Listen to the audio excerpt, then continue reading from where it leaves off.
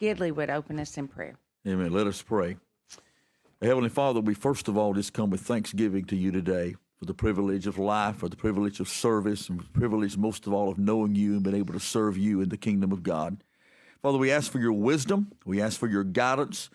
Father, the word says that in all our ways we will acknowledge you. You will direct our path. We ask for that strength today. We acknowledge you today. We trust you to guide our steps in these decisions we will make here, and you'll be glorified in all we do. We ask this in Jesus' name. Amen. Thank you very much. I'll ask the clerk to call the roll. Representative Collins. Here. Representative Baker. Representative Drummond. Representative Daniels. Representative DuBose. Representative Estes. Representative Fincher. Representative Gidley. Representative Gray. Representative Holk-Jones. Representative Morris. Representative Paramore. Representative Pascal. Representative Smith. Representative Woods. A quorum is present. Thank you. In my faith, I believe 7 is a complete number, and so last week and this week we've tried to do 7 bills. We were unsuccessful last week, so let's see if we can get it done today. So first bill on our agenda is House Bill 316 by Representative Gidley. Thank you, Madam Chair and Committee. Good to see you guys today. This is House Bill 316, and this is our school chaplains bill. I'm going to give you quickly what this bill would do, and then we will answer any questions. And by the way, I have given you a handout that you have there in front of you from the National School Chaplain Association. This gives you some statistics about what chaplaincy programs in other schools around the world has done and some of the positive impact this has had. Let me say before I go into details of this bill, every facet of our society has chaplains. We have it in the United States Congress. We have them in the military. We have them in our hospitals. We have them for our policemen. We have them for our firefighters. We have them for our hospice organizations. All of these have chaplains that offer services of emotional help, mental help, and in the right context, even spiritual help. We have a group of people that are on the front line just as much as our military are and our firefighters are, and that's our teachers and our administrators. They're on the front line every day. Many of them suffer with PTSD and traumatic things just like people in other areas do. I think it's nothing but right that we offer them the same assistance and help and support that we offer to so many other areas of our society. This bill would not require school districts to implement a volunteer school chaplains program, but it would allow them to. If you notice the bill, if you've read the bill, you'll know that they're not mandated to do this, but each school board is required to at least act and either make a decision, yay or nay. I do want to take a moment to answer some very false information that you have been inundated with over the last couple of days. One of those is there's this false narrative that this is somehow going to replace school counselors. That is absolutely wrong, erroneous, false, and absolutely ludicrous. I have a sister-in-law, my wife's younger sister, who has been a school counselor now for almost 25 years. And I know what the responsibilities of a school counselor are. They are making out schedules and helping children adapt their career path. They deal with DHR issues and all kinds of things. If you know anything about a chaplain, you'll know that is far from what a chaplain is. Plus, we have asked for no fiscal note for this chaplaincy program at this time, all strictly volunteer. My hope would be that someday that if we see the kind of results that you can see on your handout here, that maybe schools would adopt this as something that would be maybe funded. But right now, we want to do this from a strictly volunteer basis. You'll also notice in your bill, it says that if a chaplain is adapted, they have to go through the same rigorous background checks as a teacher or anyone else working in the school system. They also have to be from an accredited chaplaincy program. The other false narrative is this is going to indoctrinate our children. Anybody knows a chaplain knows that chaplains are trained to know how to deal exactly with issues as they arise. They know how to handle that. If a hospice chaplain goes to a home, somebody's an end of life situation, but they are not open to spiritual counsel, the chaplain knows how to handle that without imposing anything on them. This is about emotional support. It's about mental support, and it is also directed not toward our students, but toward our teachers, our administrators, and those that would work in our school system. On that, I will stop, and I will be glad to entertain any questions you may have. Are there any questions? Representative Drummond. Representative Gitley, on page 2, I know you keep saying volunteering, but it has each campus chaplain employed or volunteering. And my question is, will they be employed by the local boards? And if so, who sets the salary and how much would that salary be? Well, that would be up to each board. We are not asking for a fiscal note for this right now. That's why that is worded that way. That, if the Board of Education looked at these chaplains, the program is made in other areas, they may want to say, we want to bring this person on and compensate them. But it is not required for them to do that. Now, each board can make their own decision of how important they think this program is. But we left that so that they have the opportunity to do that. Right now, we're not asking for a fiscal note. We're only asking for them to make a decision about implementing this. If they decide, if a school board says, this is a great idea, we've got X number of dollars over here, we want to go ahead and that's up to them, but it's not required. Okay, my last question, since you asked the question, I'm going to ask you. Have the school board or the education or associations here in Alabama say this is a great idea? They are okay with it. I've worked with our school superintendents. As a matter of fact, I have spoken with many of my superintendents in my area. Recently, I was in a D9 superintendent's meeting that we talked about this. I had very good support from several of those superintendents saying they thought this would be a good program. Like I said, I've talked with our superintendents organizations, which several of them are present here today. They are okay with this program. So at this point, from those in the education system, I have not gotten pushback. Now, you've got emails about from outside groups, but I have not gotten pushback from people inside the education system. No, ma'am, I have not. I had one question. It does seem very permissive if they would want to or not, but what's not permissive is requiring every local school board to take a recorded vote on this policy of whatever that would be. Can you help explain that to me? And have you spoken with local school boards about that requirement? Well, and the reason for that, Chairman Collins, is the fact that if there is not some pathway for boards to make a decision, oftentimes it gets pushed aside and no decision is made. That's the reason it's worded that way. Now, I will tell you that I have talked with some about possibly rewording that somewhat, but that's the reason that is there, is because that if there's not something to corral that to make a decision, many times that can is kicked down the road and there is no decision made. And that could be the death of this whole thing. So that, and I don't particularly see a problem with that. Once again, from my superintendents, I haven't heard anything about that. School boards take votes on all kind of controversial things all the time. I just shared with some a moment ago. We had an extremely controversial issue in our school district a few years ago that would have brought major outrage among the people. But yet they made that decision, and to my knowledge, has been no fallout. So they make controversial decisions all the time. I don't see that being a problem. Thank you, Representative Hope Jones. Thank you very much, Chairman. And Representative, I know where your heart is. And in a perfect world, you're doing the right thing. Unfortunately, we live in an 80-20 world. 80% of the situation, I think, would be great. It's the 20% that I'm concerned about. One of my very good friends is a minister in good standing. For $50, he went to the Universal Life Church and got ordained in good standing with, as you refer to, a training program. For $50 more, he became a bishop, and for $50 more, he became an archbishop.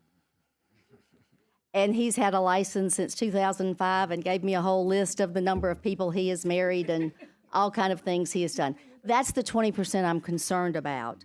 Our military, another one of the comments I got, that our military tries their best to cover all religions. And that's my concern, is that a school system cannot cover all religions. I have a very controversial local bill to where everyone's phone is blowing up, and I've gotten more emails against this than I have on my local controversial bill. But who have you gotten those emails from? They are local constituents, because trust me, when I get one, I send it back and say, who are you and where do you live? You know, and then I decide whether to talk to them. So they are very local and they are very valid. I'll be glad to forward you an email, because I just asked our person in the office to send me, 5 or 10, and she sent me about 15 or 20. And very good, validated, justified ones. The social workers and counselors, I just feel, are the ones that are trained in our school system, and I just feel like that's where we need to deal with spend who, more. Representative? All of our students. I just think Yes, ma'am. that system is Let me go designed back that to way. what I mentioned And earlier. if I could finish, please. Yes, ma'am. Go right ahead. Thank you. I just, like I say, I know where your heart is, but I'm afraid I'm going to have to be a real solid no. So with everything I've got, I don't know anything you could say would change my mind. And that's I'm fine. sorry. I'm not going to try to do that. I do want you to know, by the way, I know people that have got ordination license by mailing in with $25. Okay, so those things happen. We're not denying that. It happens. But again, let me go back to reiterate the focus of this. The focus is more on our teachers and administrators in those school systems than our students. Many of our school systems require parent notification even before a counselor can talk with that student. So they would have to, most of them would have to require notification before a chaplain could speak with a student. But yet our teachers and our administrators there, they need a safe, non-judgmental, confidential place to go to share many of their concerns. And you see that teacher retention and other things has greatly gone up where these programs have been implemented. So I appreciate your comments and that kind of thing. And you've, of course, got to stand where you believe you need to stand. There's no problem with that. I do as well. But, we need to do everything we can to support those that fight every day. And I want to tell you, I have dealt with, as sure as many of you have, very traumatic experiences that teachers and administrators have gone through that have left that profession because of those traumatic experiences. Could this have helped if they had had a non-judgmental person that they could have gone to in confidence and shared some of their concerns? Maybe it would. Many times teachers won't go to administrators and others for fear of repercussions. This could make a tool that could help. Thank That's you, the heart. Representative Smith. Thank you very much. You're going to leave this up to the school board to vet the person that's going to be a chaplain? It would be, yes, sir. Okay. So they're all going to be Baptists? Are they all going to be Methodists? They're all going to be from a chaplaincy program. There's not going to be a tag on them because I know chaplains from all different, they wear all kind of tags when they step out of that role. Right. The reason I say that is because there can be a tendency to bias someone against lots of faiths. And so I struggle with the fact that, that we're going to pretty much put a seal of approval on a certain person to come in to work with the teachers.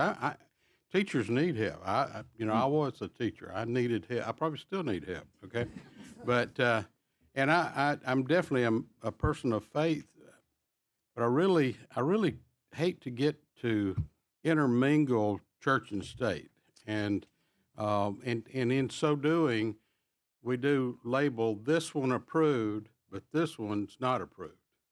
And so that's where my problem is when we get into deciding who can come and who can't come. Yes, sir. And we're focusing on the ministry aspect rather than on the support aspect.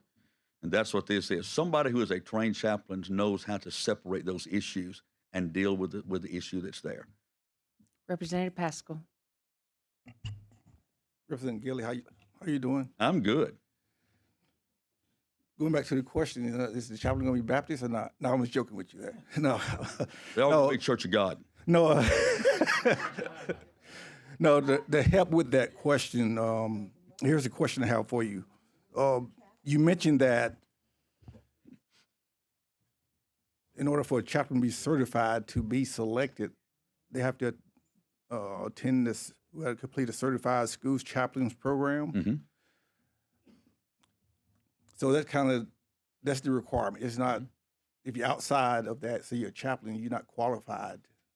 Yeah, To be- I mean, there would no way that I would even remotely suggest putting someone in a school that was not trained to know how to handle those situations. Okay. So That has nothing to do with a particular faith. That has to do with the training to be able to handle those situations. Right. So, my understanding, a chaplain is not based on any denomination. That's exactly right. As a veteran, someone who served this great nation for 21 years in the Army, we had chaplains all the time. Yes, sir.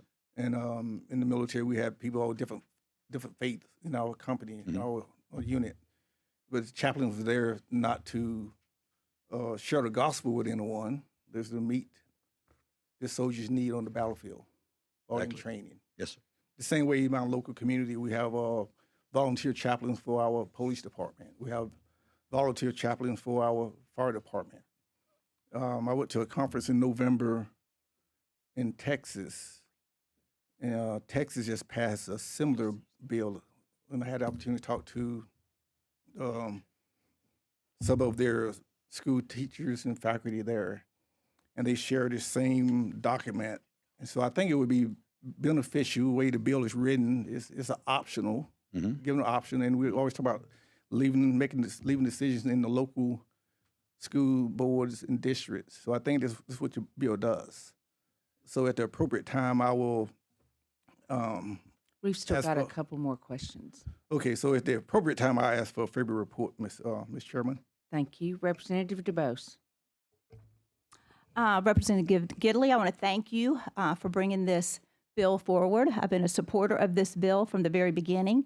I think when you look at the fact that we're talking about teachers that are adults seeking someone that they can confide in, that they can seek spiritual guidance from, that they know that this conversation won't go any further through the administration or any other hierarchy, that sometimes teachers need somebody that they can talk to and pour their heart to. And this job, as I see it, will entail a lot of listening and just being there.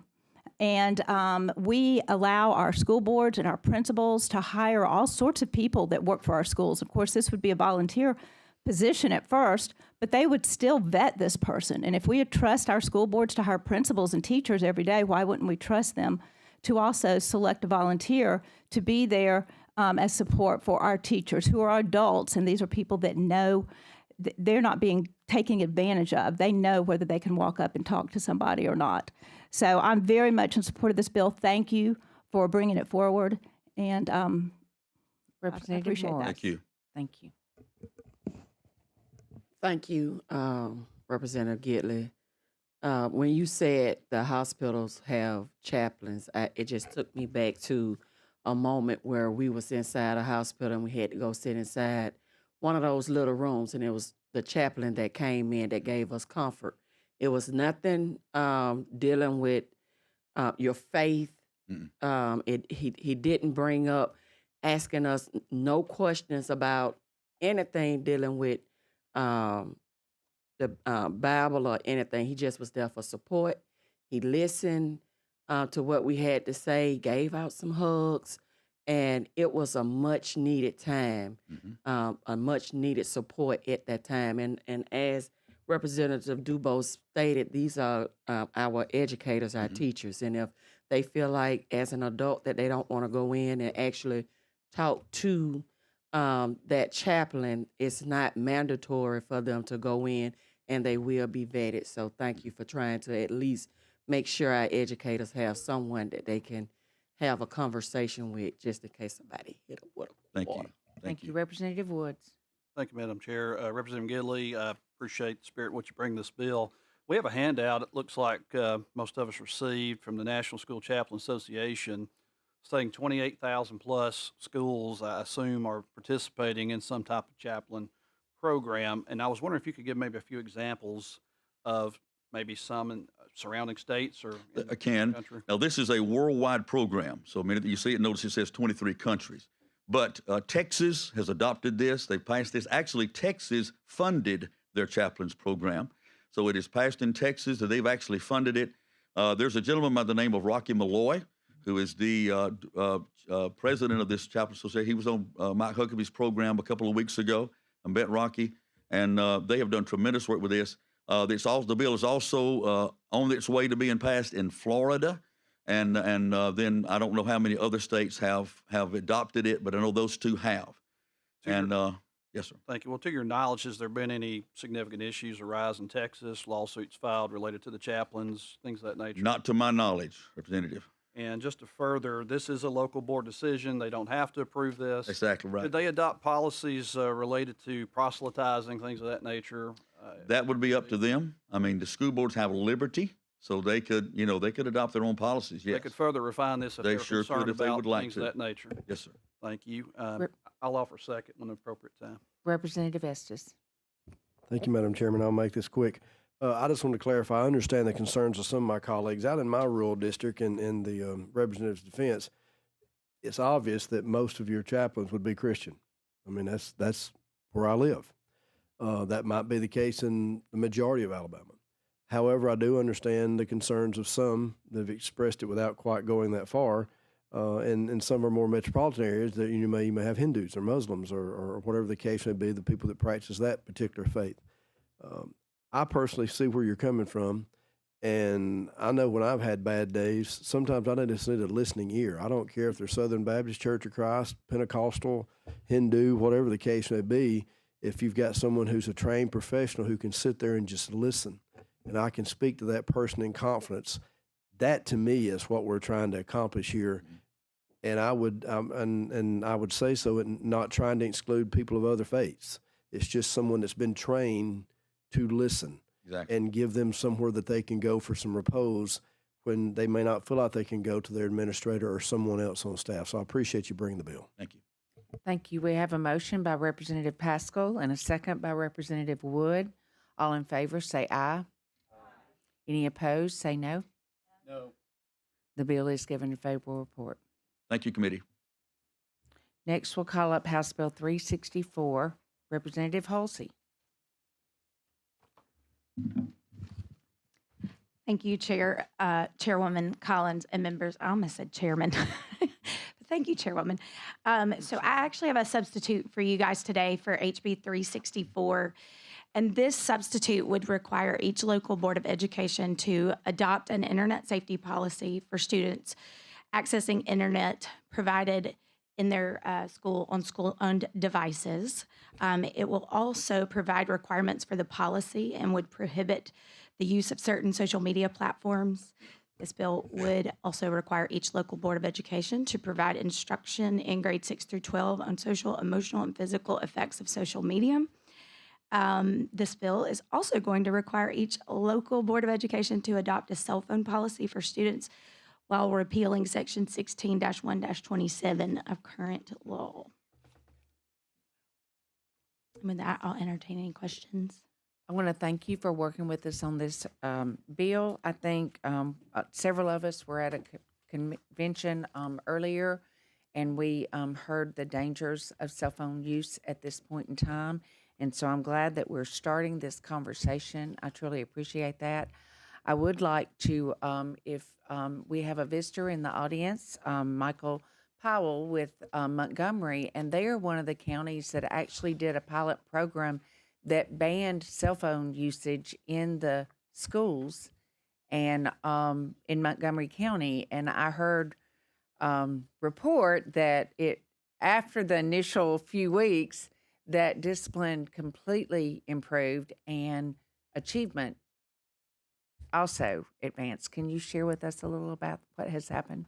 Yes, ma'am. Good afternoon, Chairwoman Collins, Chair, members. Just to give some analytics and provide a little background, I started with MPS as Chief Technology Officer in July of 2023. We started the Yonder Pouch program, which is a pouch that's leveraged along with our cell phone policy to promote increases in instruction and to diminish levels of let's say, classroom disruption, let's say, incidences that could potentially diminish instruction throughout an entire day. Now, I'm just going to read some analytics. These are old analytics because we're only a couple of months in, but we had to produce some data to update the board as far as where we are with the Yonder Pouch program. Now, this program is a 3-year program, and year one consists of all middle and high schools receiving pouches in right in excess of 13,000 pouches for the district. And once again, for all middle and high schools. Mike, Now, just for a moment, yes, sir. could you raise your microphone just so that everyone makes Sorry about that. Can everybody hear me? I love the message that you're communicating to us. I just want to make sure everyone can hear it. Thank you. Okay, yes. Okay, thank you, sir. As far as the pouches, 13,000 pouches, in excess of 13,000 pouches across all middle and high schools within MPS. Now, a survey was conducted among staff members about 2 months in to gauge where we currently are and what direction we need to proceed with this program. And once again, it's a 3-year program. Are students more productive when their phones are in Yonder pouches? A sample of 59 responded. Roughly 70% said yes, that this is working. Is another thing here, another question, would you rate the effectiveness of Yonder pouches in keeping students engaged in class? Over 60% of respondents said yes. Now, please keep in mind, once again, this is only a couple of months in. Yes, sir. And it's going to take a minute to really gauge some more analytics as where we are. Implementation of the Yonder program has reduced distractions to student learning and engagement. Over 60% said yes. Okay, so is it working? Yes, it's working a few months in. The implementation of the Yonder program has reduced the number of negative social media issues. About 50% said yes. Okay, so is it working? Yes, it's working. The implementation of the Yonder program has increased social behavior during the time of free time. 41% said yes, but I've noticed with the schools that I've gone to thus far, students are more engaging. They're talking to each other versus talking to their cell phones. Okay, so I have seen that. Has teacher instruction time increased after the implementation of the program? Over 50% of the respondents said yes. Okay. Now, we coupled the pouch with the cell phone policy. So a standard procedure or guideline for a student that this is documented within our student conduct manual. It's also distributed as policy, operational policy at each one of our schools across the board. Daily processes for students in all middle and high schools are: arrive to the school, you must turn your cell phone off. You have to place the cell phone in the pouch and secure it in front of school staff. Store the pouch in your backpack or binder for the entire day until buses roll in the afternoon. Violations, to the extent of violations, the first offense, the cell phone is kept by an administrator for 24 hours with the parent having to pick up that cell phone. The second offense will be a code 9 for defiance and disrespect, opposition to authority, which will be documented within PowerSchool, which is our student information system. The third offense, and by the way, common ground here is 24 hours. The administrator will keep the phone and the parent has to pick it up. Third offense, code 10 for disobedience, persistent, willful. And once again, 24 hours, the phone is kept by an administrator and picked up by the parent. So concerning the usage of pouches coupled with the cell phone policy, is it working? I can vouch, and I'm going to give you a perfect example of yesterday. I was interviewing a student for a IT summer internship position that we offer during the summer. And this is at Capitol Heights Middle School.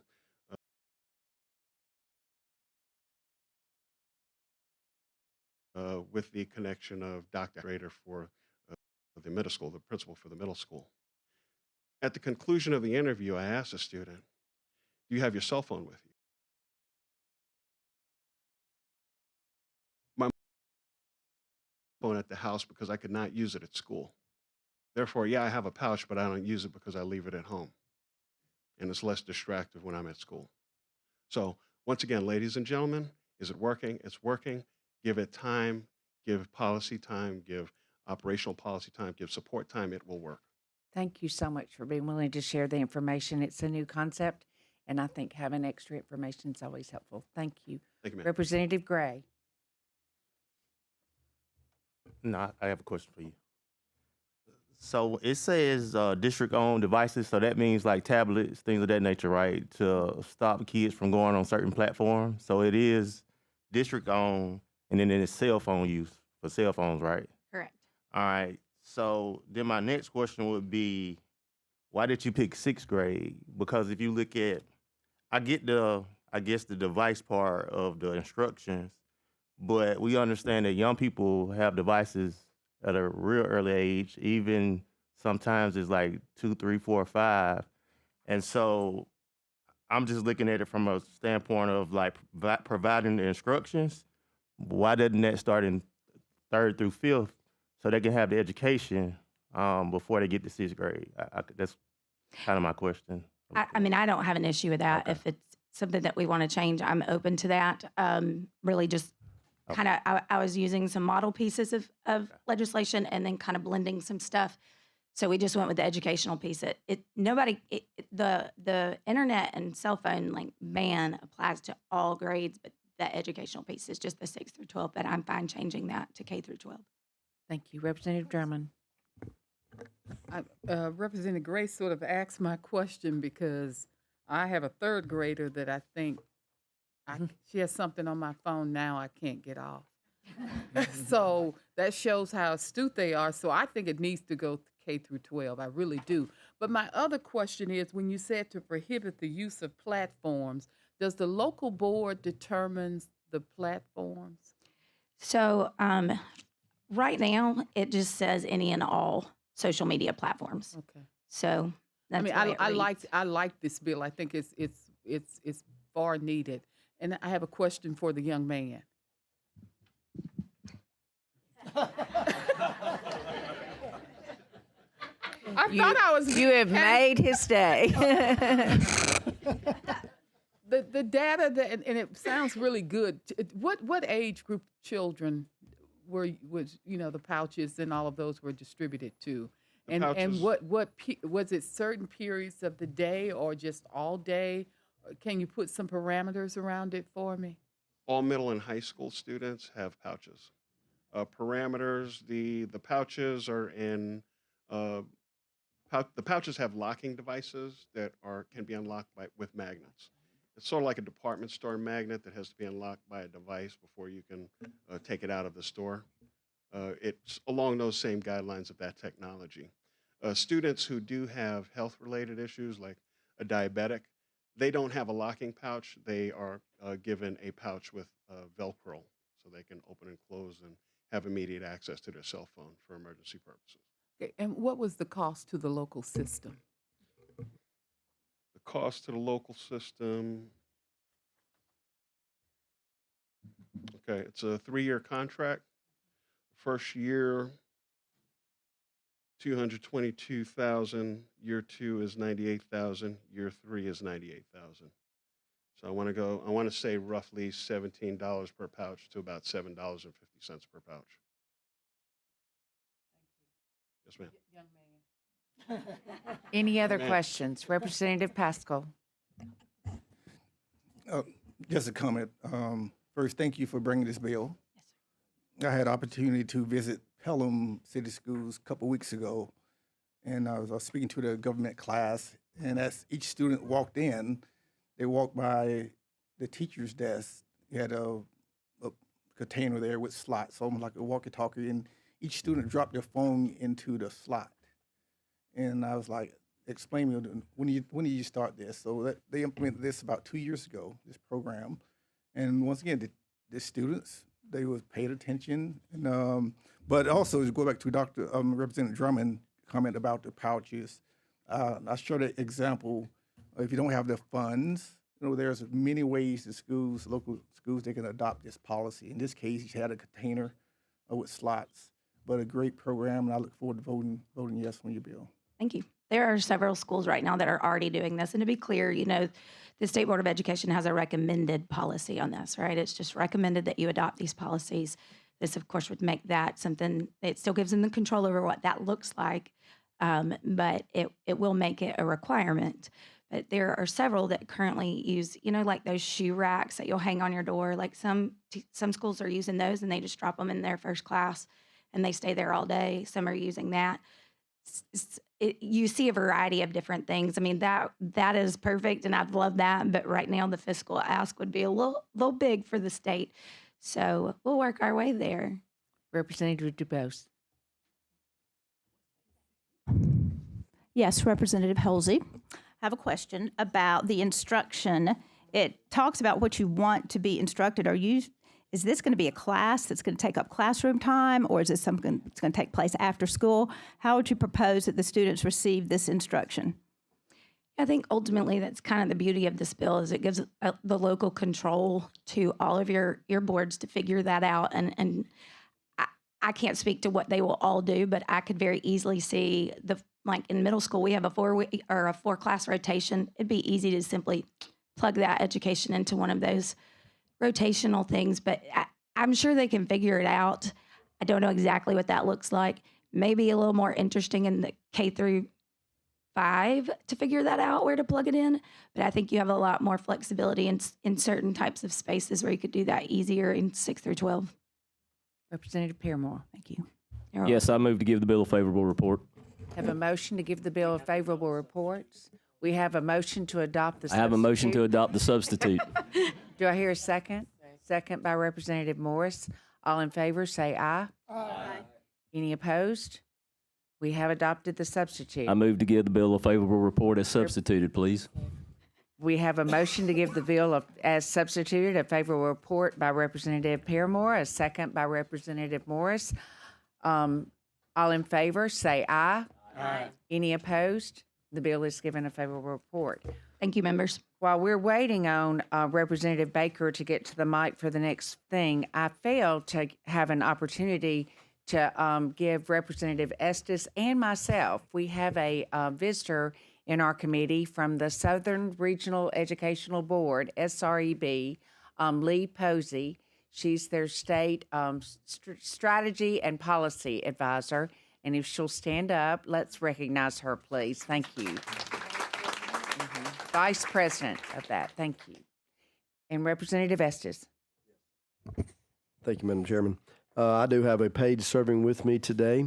Reagan LeDuc from Marion County High School. He is a sophomore and wise beyond his years and may be sitting where I'm sitting here in a few years. So I'm glad to have him with me today.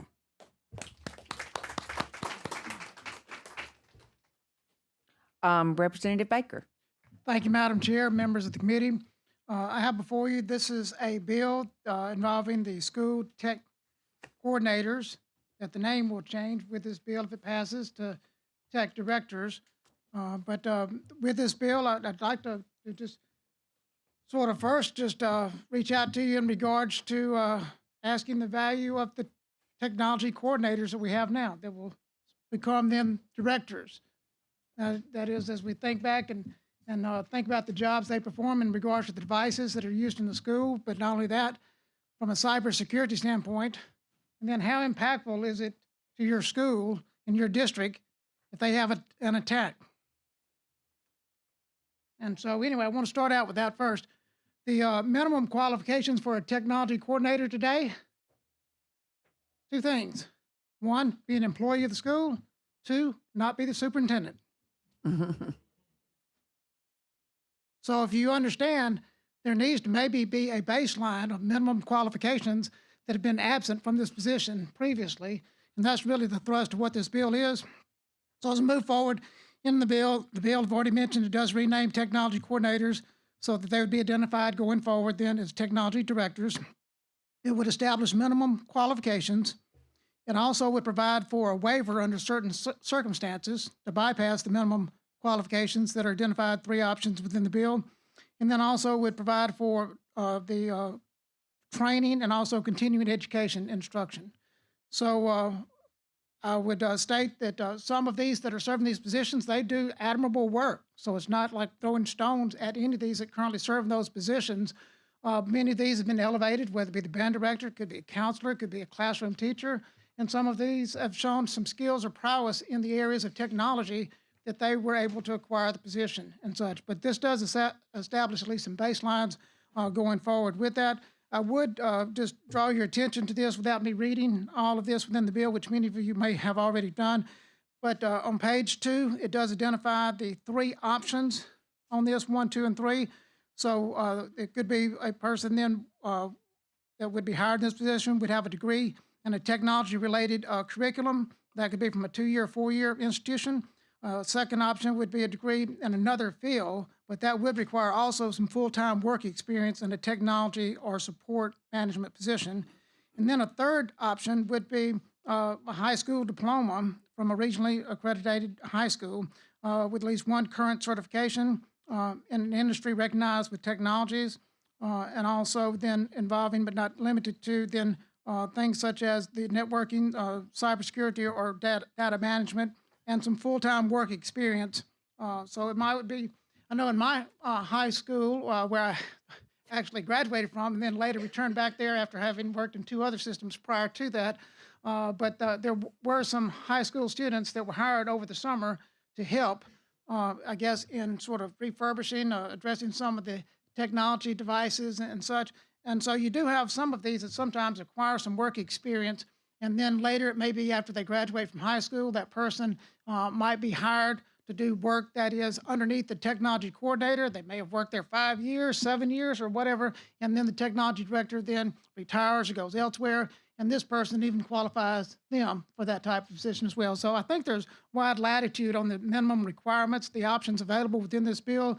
It does also allow that if a system that they have hard to find then a staff for this position, or that is candidates for this position, it would be where a waiver could be applied for to the state school superintendent. So there is an avenue for that if it should be hard to find with that. With that, then, that's the base elements of the bill other than the training. The training is on page 3 in regards to that, so I'll be glad to entertain any questions. Thank you for explaining this bill so well. We appreciate that. Representative Drummond? I move to give the bill a favorable report at the appropriate time. I Thank- apologize At the for appropriate filibustering. time. Thank you, Representative Woods. I second Oh, at the we have appropriate time. I have a question. Representative Woods. Thank you very much. Vice Chair, the Chief Technology Officer Academy is mentioned in line 6263. Is that, where's that now? I've never heard of that organization. We have, we have the ALET organization, which if I could, Madam Chair, could I allow Ms. I would Susan love for Poling? you Okay, to. I respect them very much, yes. Susan, you might would come, and she's director of the ALET entity, Alabama Leaders in Educational Technologies and such, so she can give you a lot more details and information, everything from their Well, cyber camps. Well, no, Nothing particular. I just had never heard of it. And if this is a no, new no, it's great. thing I or it's been I in think place it's for a while. worthwhile for all of the committee to at least hear this, so very good question. Thank you for bringing that up. Sure. Yes, great question. Our organization represents a professional organization for technology coordinators and their staff. We've been around for 25 years. Our sole purpose is to advance the good implementation of technology in school systems. We started the Chief Technology Officer Academy 7 years ago, and it's very similar to the Superintendent's Academy. So individuals who are already in the role, who wish to become more confident, more trained in that role, can participate in the academy. It is something that occurs over the course of a year, 54-hour course. And aspiring folks also, if you're in a technology department or in a school system and you want to become part of that program, just like in Superintendent's Academy, because you're aspiring to that program, because we know the competition for IT people is only going to get fiercer. So we're trying to, build people on the bench. But it has been around for quite some time, and we use national organizations, and the State Department of Education has input into the content and all of that. So it's not an Sure. academy. You're the perfect person to ask my follow-up question to this. Cybersecurity become more advanced all the time, right? It's a bigger concern now than ever before. Do you feel like as a school system, as a state, and individual systems, even we have a significant amount or adequate amount of cybersecurity liability insurance while we have the budget chair behind us? I'll ask that question. Well, I think cybersecurity insurance about 7 years ago was not worth it because, number one, it was sort of a new product for the industry. And as they started to having to pay out claims, which were huge, they realized that they needed to put clauses in those policies. So Now, if you get a policy, there is a very long list of best practices and resources that you need to have in place, or they won't even issue a policy. So now I like the policies because they have to actually do these things and have these things.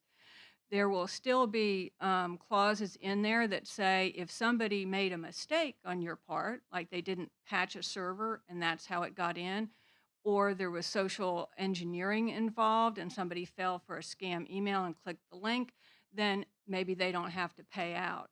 So I think they can be very effective in that the school systems who now get the policies have to up their game with best practices, and they can be effective if they need to pay out.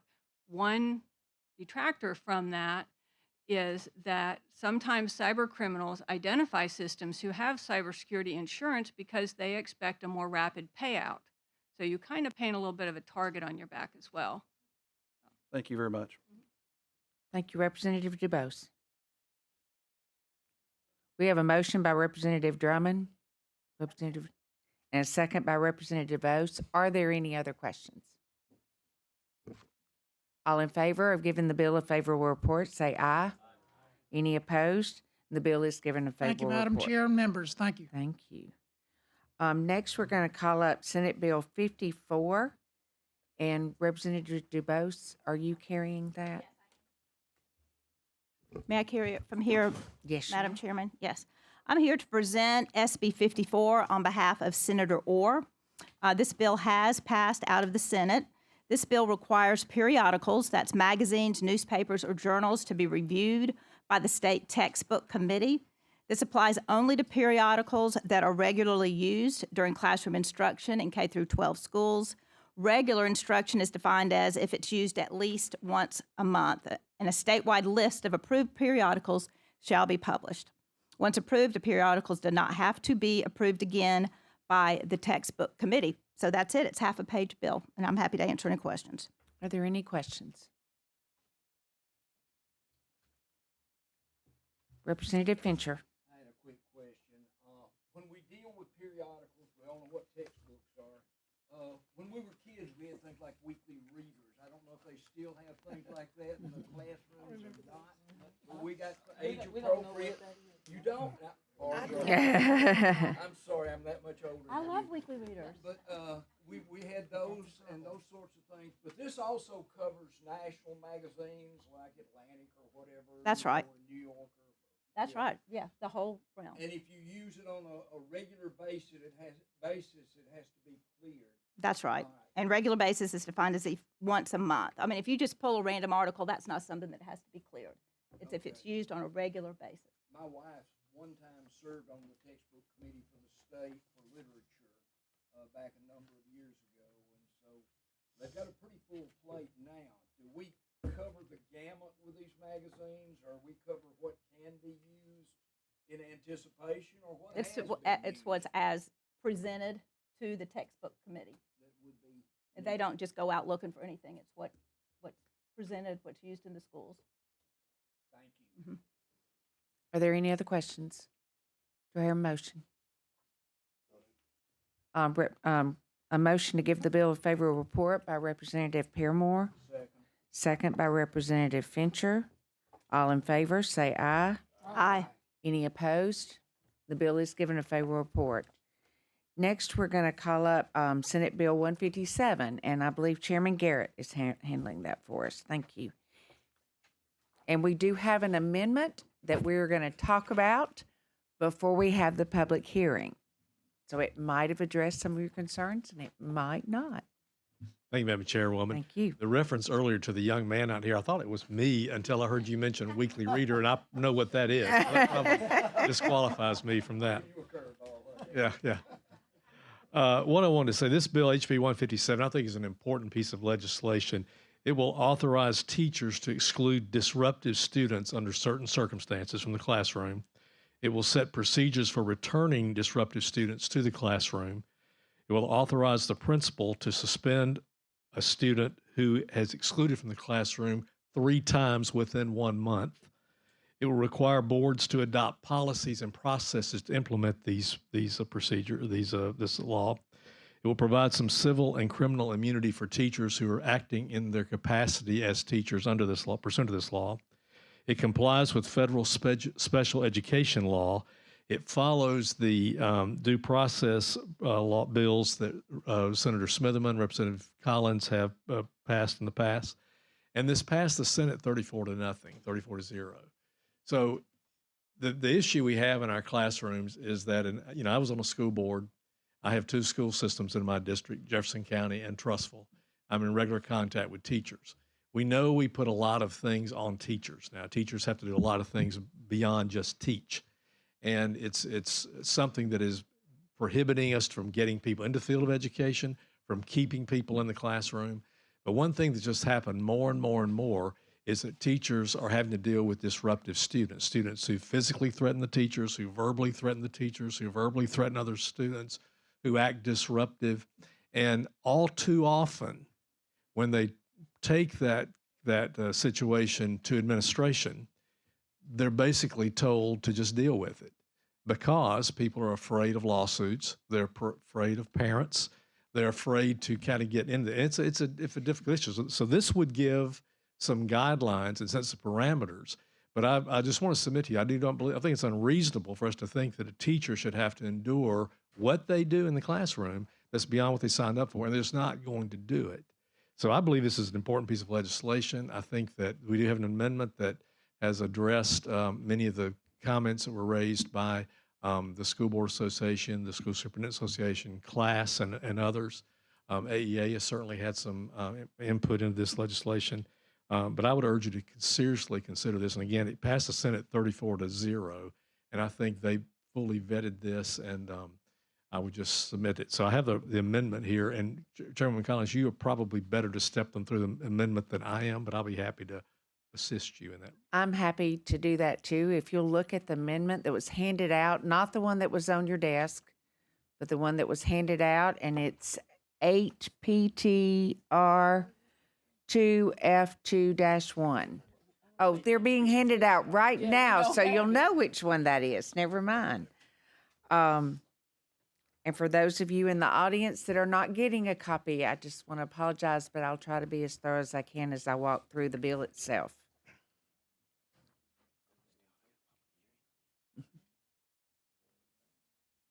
We'll open up the public hearing as soon as we get through the amendment. I've got one.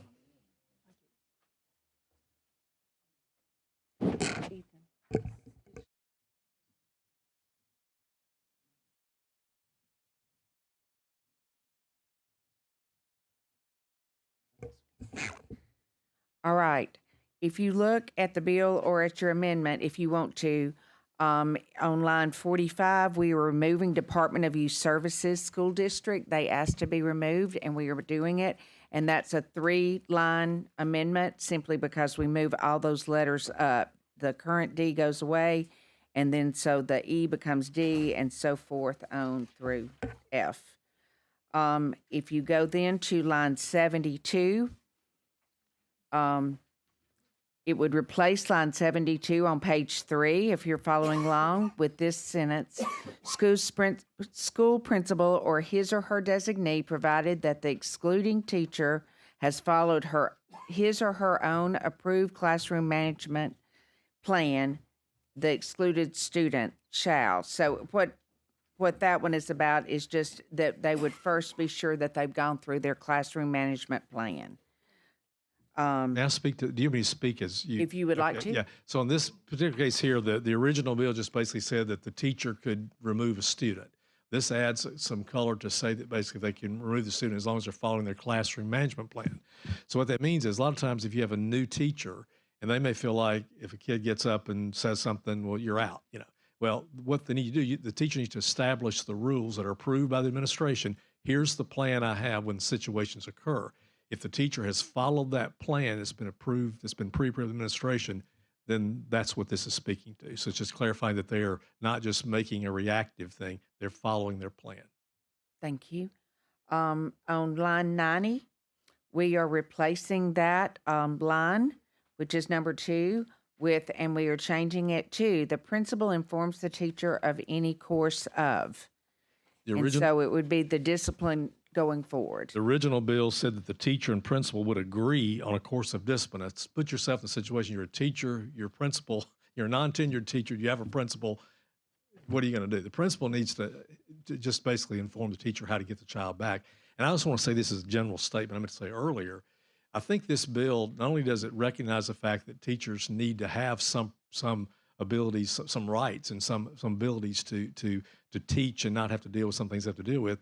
I think this also sets clearly the message that principals and administrations and school boards and superintendents need to step up and address this issue and not just send it back. So this is basically saying that this is requiring the principal to exercise his responsibility. And we're putting a lot of money in the education budget for principal mentorship, for assistant principals. We're doing a lot of things to do this, and yet too often we're just dumping this in the classroom. Thank you.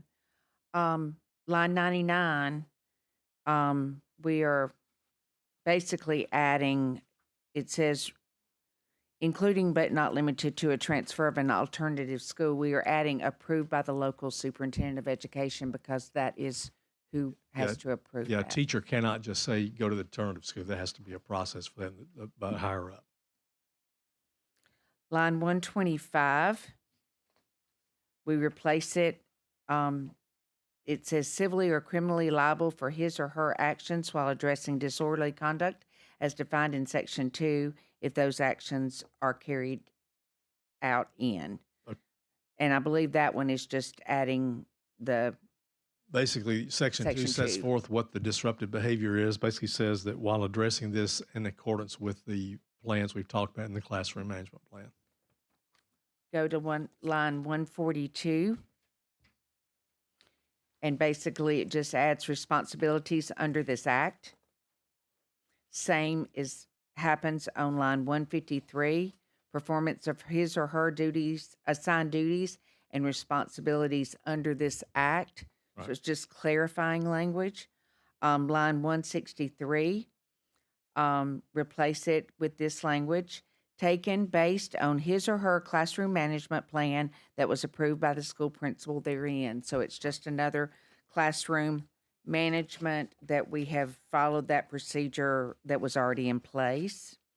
And then replace line 174 on page 7 with the following: local boards of education or the state board of education for excluding a student from the classroom pursuant to this act. So it's just another pursuant of this act change. And then line 1, replace 177, I apologize. It's also defined in Section 2. It's just a clarification. Line 179, the State Board of Education may adopt a policy, changes a shall to a may. And on line 181, the education may adopt a policy and implement a model. So if I could read that section. Yes. In the original bill, it That'd says be good. beginning with the 24-25 school year, the State Board of Education shall adopt a model policy that reflects the requirements of this act. Each local board of education shall adopt and implement the model policy, and each local board of education may adopt additional policies relating to this act, providing the minimum requirements of this act are met. So our thought was, number one, do we really want the State Board of Education to adopt a policy that every local board has to adopt? So what we've said in here is that because every system is different, the needs are different, the boards are different, the law is going to say that they have a policy and require it. But on the model policy, some systems may need that guidance. It'd be good if the State Board did it. So we basically said the State Board may adopt a model policy. They don't shall, but they may. And then it said each local board may adopt and implement that model policy, or they can do their own. So this is just clarifying that, the role of the State Board. We didn't feel like that the State Board should be mandating what everybody does. Those are the amendments. I'm going to start the public hearing now. I'm going to ask each person to take 2 minutes. And first, I will call up Ryan Hollingsworth with the Superintendent's Association. No. You'll hear a little buzzer. I know. All right, I'll Thank let you know you, when to Adam. Start. No, so we upstairs we submitted several concerns on the bill to the bill sponsor, and some of those were taken. We submitted additional concerns once it became downstairs, and I think just what I can follow, a lot of those were addressed in the amendment. Till I see it, I don't know for sure, but I just want to make a couple of statements about in general. All boards of education have in place a local grievance policy. So if a parent, an employee feels that they're not being treated according to approved policies, there's a process to go through. And so that is there, and I don't know that that's been taken advantage of to address some of these concerns that the reason the bill was brought, I suppose. The state does not fund in-school suspension classrooms in our schools. The state does not fund alternative schools. So we asked our superintendents this week, how many of your schools contain an in-school suspension classroom? And so the ones that responded, we have about 54% that said they have an in-school suspension classroom in the school, so about half that don't. We have about 35% of our school systems that have an alternative school. We have lots of schools that do not have assistant principals. So for the student to be sent to the office, to the principal, if there's numerous, I don't know where they go. But anyway, all right, Section 6 was added to the bill that would say if you have an IEP 504 behavior intervention plan, that's not a part of this bill. So we know there are lots of issues with some of those types of students that our teachers and administrators have to deal with. Lines 96 and 97, it's concerning. It says the principal shall hand out the maximum discipline provided by the code of conduct. And we think this bill really gets in the local code of conduct, and we really don't like that. We think that should be left up to the local board. And the last thing I would say, I probably don't have the authority, but I would love to move to place this bill in the subcommittee. Thank you. Thank you for your thoughts. Next, we'll call up a proponent, Christy Shaw, and she's a teacher.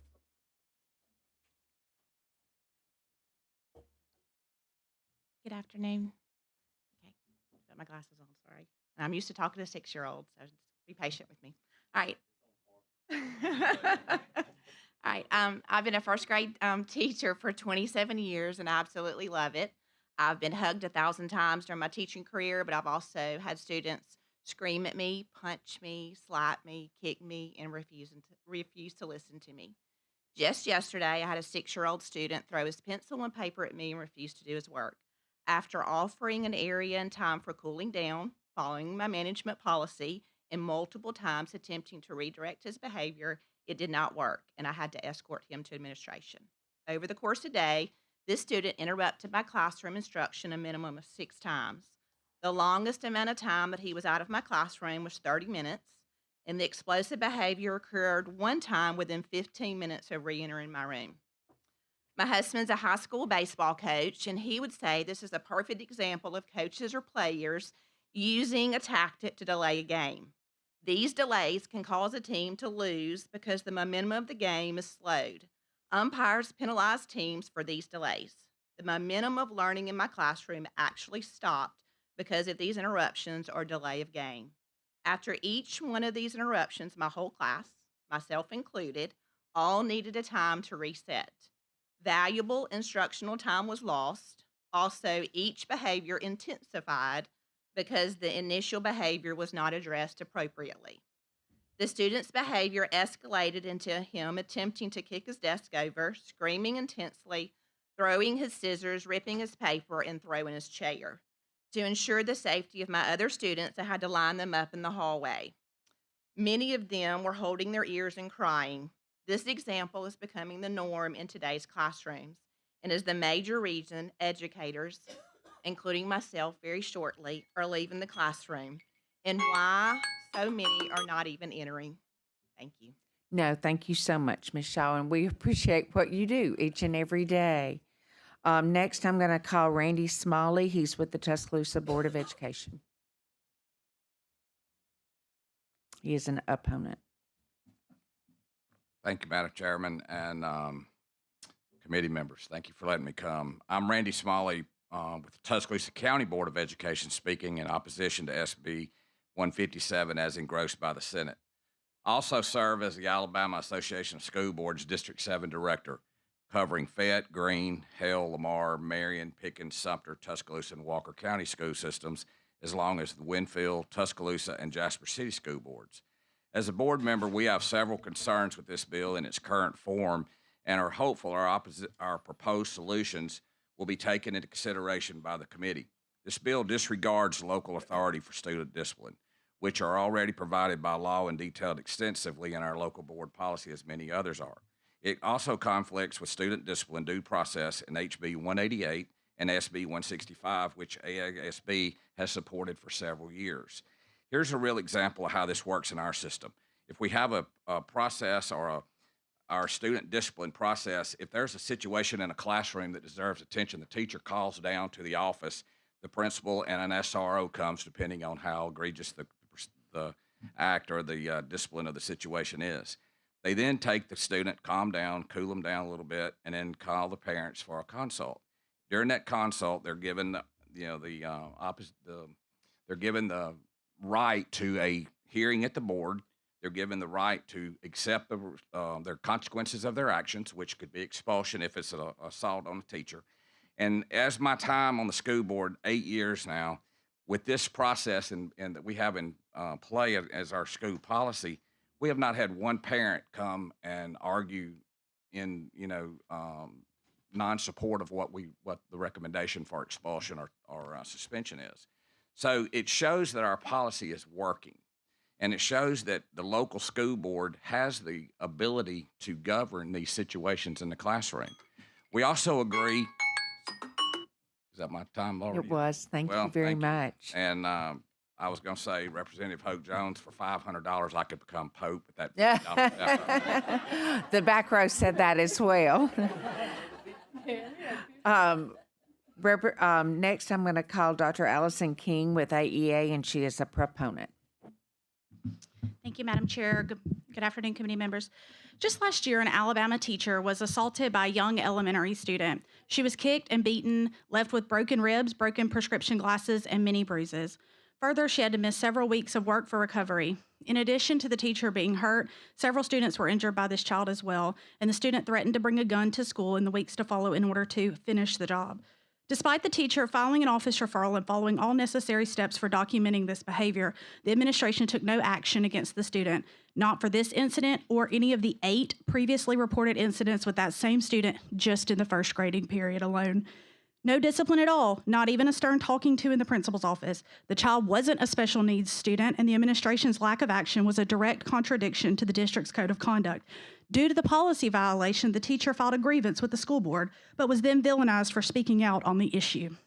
When the parents of other affected students spoke up, the administration issued a formal reprimand and put the teacher on administrative leave because they thought she orchestrated it.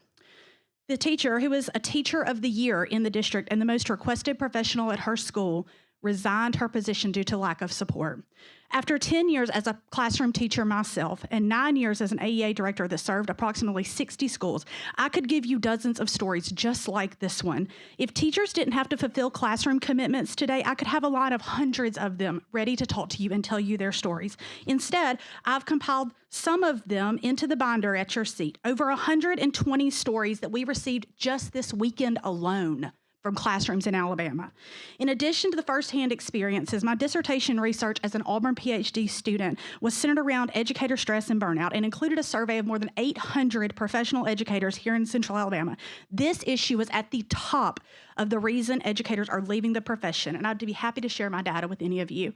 You may hear from others that will share about the need for local codes of conduct to govern administrative decision-making and the need for our local principals to make decisions. This bill still allows for those things. But if our current process was working, we wouldn't be having this conversation today. This legislation is important. I thank the sponsor for his diligent work in bringing the bill as a resolution to a very real problem that is plaguing our schools. The legislation received unanimous vote in the Senate, and I ask your support. Thank you. Last, we're going to call Vic Wilson with class. Young man that was sitting back there behind that young man. Thank you very much. Madam Chairman, members of the committee, thank you very much. I do appreciate the amendment. It'll take me a little while to go through all that and see what was there. We were trying to write those. I want to echo a little bit about what has been said here today.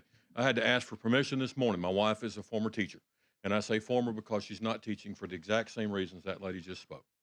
She's a first grade teacher. This is very hard for me to do. I'm standing up here in opposition to this bill because I believe it's a local problem. Those administrators failed, not the whole state. Those administrators, there is a process in place for that to be dealt with. And it wasn't. She's at home. So she's tutoring, doing things of that nature. But I supported her on that, okay?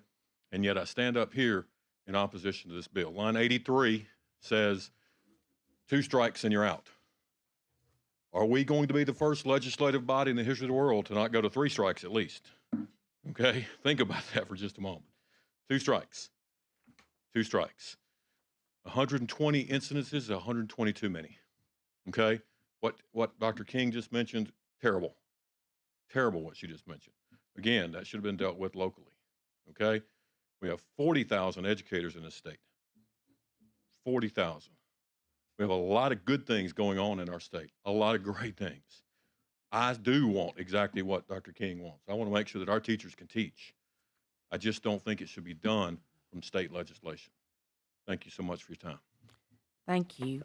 Because the amendment came out so late and because we have lots to think about, I am going to ask us to vote for this one. And because we have 2 more bills on our agenda. So we will be voting next week. Have you got something else you would like I'd like to say? to just clarify a couple of comments, just respond. I think the 2 strikes is if a student is excluded from the classroom pursuant to subsection A 2 times in 1 semester. To be excluded from the classroom, there have to be several. It's not just 2 strikes. I think that's an oversimplification. Second thing, I think that the grievance process, yeah, is a process, but that's a laborious, tedious process that's obviously not being taken advantage of. I think the local boards have ability to do a lot of things. This bill would basically say to them, you have to do something. You have to set up a policy, have to address this issue and be proactive. So the grievance policy is also reactive. We need to be proactive in addressing this issue. And I want to say also that I think many times, practically what happens is that administration wants to avoid those conversations with the parents. Those are not going to be easy, difficult conversations, so you never make it that far. I just think it's an important piece of legislation. I urge you to. And I agree with that, and I appreciate it, but I think because of the changes, it's best to just vote on it for next week. Understand. Thank you. So thank you very much, Appreciate it. Chairman Thank Garrett. Okay, we are running out of time, so we're going to call and thank you for patiently waiting, Senator Chastain, and we're going to call Senate Bill 175. And I think that we've heard these bills, so I'm hoping we can go quickly. Thank you. We will go brief, Madam Chair. Thank you, and thank you, members of the committee. If I could, though, Representative Baker had Ms. Susan Poling up here earlier, and for those of you that were not around back several years ago, if it hadn't been for the work that Ms. Poling did with helping us in Alabama wrap our hands around technology, we passed, and I just asked her for clarification a minute ago, the Wireless Infrastructure Renovation for Education in 2016. That wired every school, every classroom, every cafeteria and gymnasium in the state for technology. And she was the spearhead of that, so we owe a huge debt of gratitude to her for her vision and for her leadership in this. So, Ms. Poling, it was good to see you again today, and thanks once again for all of the work that you did for the children of Alabama. Thank you. I would agree completely. And I will be brief. Thank you, Senator. This is the companion that Representative Estes had for local bills of education, raising the floor from $600 to $900, and also providing that they receive continuing education in order to receive their compensation. Be happy to answer any questions on this. We have a motion to give the bill a favorable report from Vice Chair Baker. We have a second from Representative Drummond. Are there any questions or comments? All in favor, say aye. Aye. Any opposed, say no. The bill is given a favorable report. Thank you, Madam Chair. Senator Chastain, we're going to call up Senate Bill 217. Thank you. Thank you once again. Members, to get to 7 bills. I'm so 217 will allow a teacher with 4 years of full-time experience as a paraprofessional or a classroom teacher's aide in a public school that goes back to school and gets their teaching certification to be hired in the teaching position and they would receive 1 year of experience on the local salary level for every 2 years that they've served as a paraprofessional, with a minimum of 4 years as a paraprofessional. So I'll be happy to answer any questions on that. Move to give the bill a favorable report, please. We have a motion to give the bill a favorable report by Representative Paramore and a second by Representative Estes. Representative Drummond. Just a quick comment so we can ma'am. make her 7. I spoke to a group of my teachers at a couple of my elementary schools in my feeder pattern, and I mentioned this bill. It is the first time that I ever got a round of applause. So I wanted to just tell you, this is a good bill. Well, it's going to fill the needs we have Yeah. of really trying to fill our classrooms with teachers, and so I think it's a good bill, too. Thank you, members. Thank you, Madam I Chair. agree. We have a motion and a second. Are there any other questions or comments? Let me ask one quick question. Representative You said they Fisher. had to have at least 4 years. A minimum 4. Yes, sir. In these other jobs to Yes, sir. qualify. Yes, sir. That's all I wanted to ask. Right. Thank you. Yes, sir. Thank you. Any other questions? All in favor, say aye. Any opposed, same sign. The bill is given a favorable report. Thank you Thank you, very Madam Chair. much. And we are adjourned.